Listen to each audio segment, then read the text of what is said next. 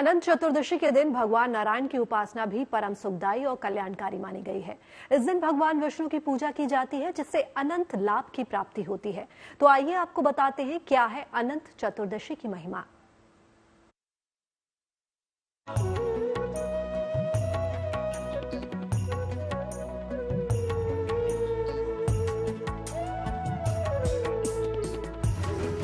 एक और गणपति बापा की विदाई का मनोरम दृश्य होता है। उनके भक्त अपनी झोलियां बापा के आशीर्वाद से भरते हैं, तो दूसरी ओर शयन मुद्रा में लीन श्रीहरि की उपासना इस दिन करने से जन्मों के कष्ट दूर हो जाते हैं और मोक्ष का द्वार खुल जाता है। अनंत चतुर्दशी का दिन बड़ा ही पुण्य फलदायी होता है। अनंत चतुर्दशी को गणपति विसर्जन के साथ ही भगवान नारायण का ध्यान भी किया जाता है, उपवास रखा जाता है। सबसे पहले आपको अनंत चतुर्दशी का महत्व बताते हैं। इस दिन मोक्ष की प्राप्ति के लिए भगवान विष्णु की भी पूजा की जाती है। इसके लिए अनंत चतुर्दशी का व्रत रखा जाता है। बंधन का प्रतीक सूत्र हाथ में बांधा जाता है। व्रत के पारायण के समय इसको खोल दिया जाता है। इस व्रत में नमक का सेवन नहीं करते। पारायण में मीठी चीजें जैसे सेवई या खीर खाते हैं। इस दिन गजेंद्र मोक्ष का पाठ करने से जीवन की तमाम परेशानियां दूर होती हैं।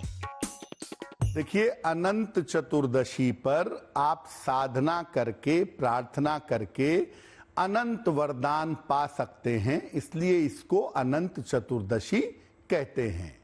मुख्यतः अनंत चतुर्दशी पर भगवान विष्णु की उपासना की जाती है मोक्ष प्राप्त करने के लिए।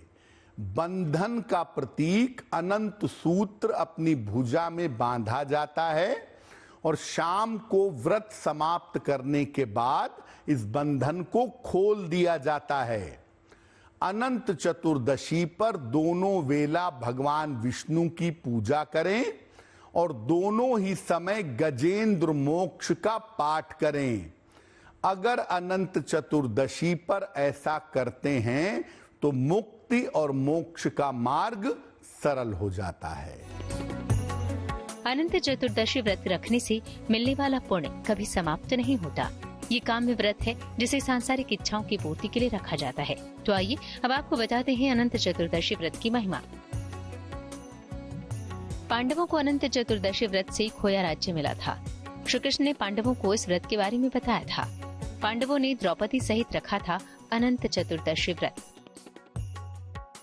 अनंत चतुर्दशी पर श्रीहरि से विशेष कृपा पाने के लिए उनकी आराधना कीजिए। भगवान नारायण का ध्यान, पूजन और उपासना कीजिए। आपकी हर विपदा, हर मुसीबत हर लेंगे Shrihari. Bureau report, good news today.